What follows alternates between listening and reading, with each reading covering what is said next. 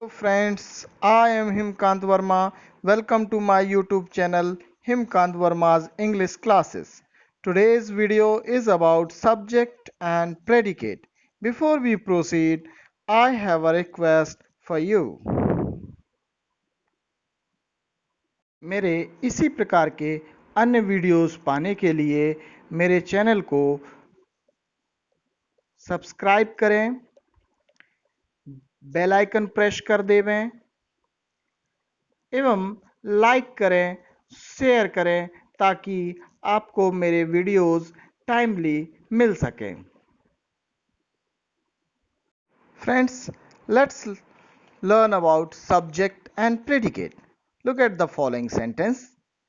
Tinku is playing chess.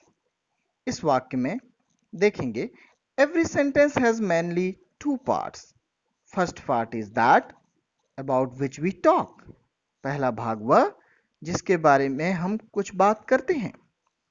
Second part is that what we talk about something. दूसरा भाग वह जो बात हम करते हैं.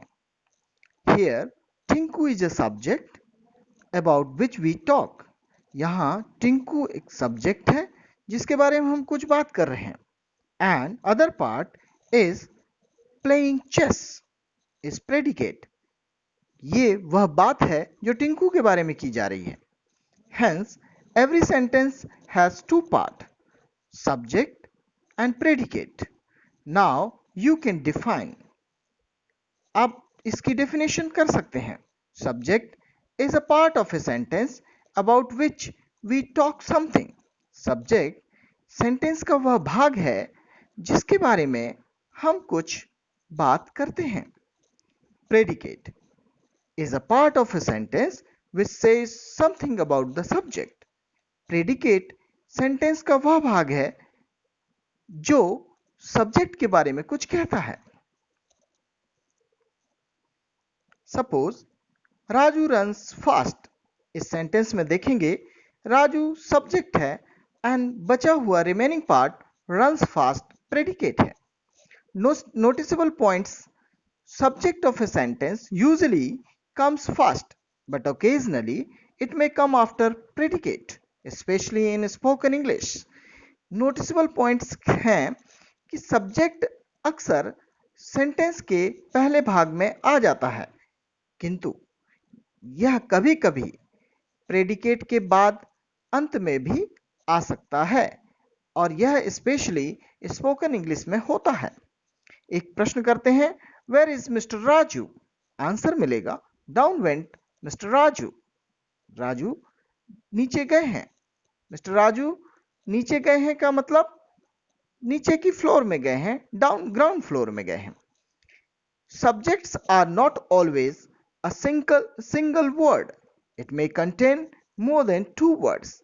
सेकेंड पॉइंट है कि सब्जेक्ट ऐसा बिल्कुल भी जरूरी नहीं है कि एक सिंगल वर्ड हो, वह दो से अधिक वर्ड का भी हो सकता है.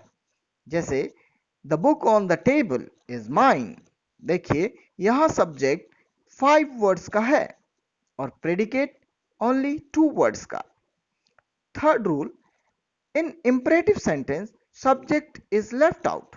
इंपरेटिव सेंटेंस में सब्जेक्ट अंडरस्टूड होता है. As go and sit, catch him, sit down, thank him.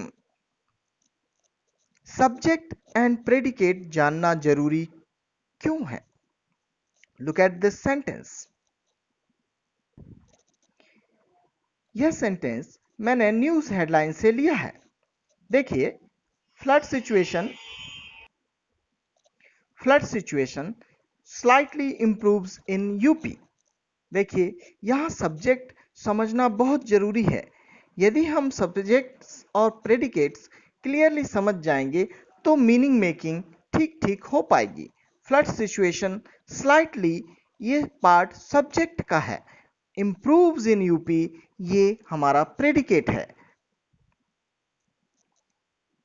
इसमें आप देखेंगे कि मीनिंग मेकिंग करने के लिए आपको सब्जेक्ट एंड प्रेडिकेट जब तक क्लियरली नहीं समझेंगे मीनिंग मेकिंग ठीक ठीक नहीं होता है.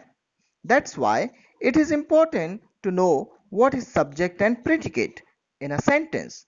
That's all for today. Thank you very much for watching my video. At the end of the video, I have a request for you. मेरे इसी प्रकार के अन्य वीडियोस पाने के लिए मेरे चैनल को सब्सक्राइब करें, बेल आइकन प्रेस कर देवें एवं लाइक करें, शेयर करें ताकि आपको मेरे वीडियोस टाइमली मिल सकें।